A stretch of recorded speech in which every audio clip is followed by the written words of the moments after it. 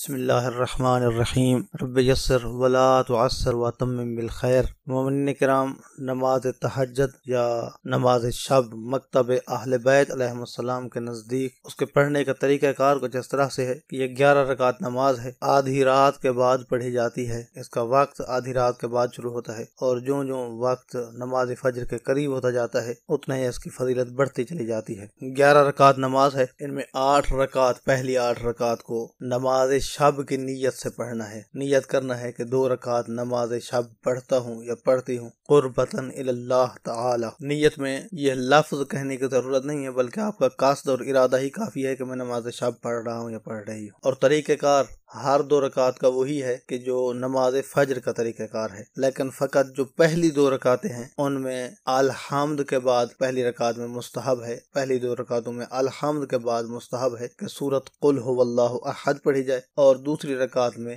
الحمد کے بعد سورۃ قل یا ایھا الکافرون پڑھی جائے۔ اور اس کے بعد جو باقی 6 رکعتیں ہیں وہ ان کا طریقہ کار وہی ہے کہ جو عام نافلہ کا طریقہ کار ہوتا ہے، جیسا کہ ہم نماز فجر پڑھتے ہیں یا نماز فجر کے نوافل پڑھتے ہیں، اسی طریقے کے مطابق ہی انجام دیے جائیں گے۔ اس کے بعد پھر اگلی جو 2 رکعتیں ہیں یعنی 9ویں اور 10ویں رکعت، انہیں نماز شف کہا جاتا ہے۔ اور نماز شف کا طریقہ کار یہ ہے کہ نیت کرنا ہے 2 رکعت نماز شف پڑھتا ہوں یا پڑھتی ہوں قربتاً الی اللہ۔ پہلی رکعت میں الحمد کے بعد سورۃ قل اعوذ برب الناس پڑھنا ہے، اور دوسری رکعت میں الحمد کے بعد سورۃ قل اعوذ برب الفلق پڑھنا ہے۔ پہلی رکعت میں سورۃ قل اعوذ برب الناس پڑھنا ہے اور دوسری رکعت میں قل اعوذ برب الفلق پڑھنا ہے نماز شف کے اندر، یعنی 9ویں رکعت اور 10ویں رکعت کے حوالے سے یہ طریقہ کار ہے۔ البتہ اس نماز شف میں قنوت نہیں ہوگا، بغیر قنوت کے یہ نماز پڑھی جائے گی۔ سجدے ہوں گے، تشہد ہوگا اور سلام ہوگا، جیسا کہ دیگر نمازوں کے اندر ہوتا ہے۔ باقی طریقہ کار وہی ہے۔ اس کے بعد پھر بچ جاتی ہے 11ویں رکعت، جسے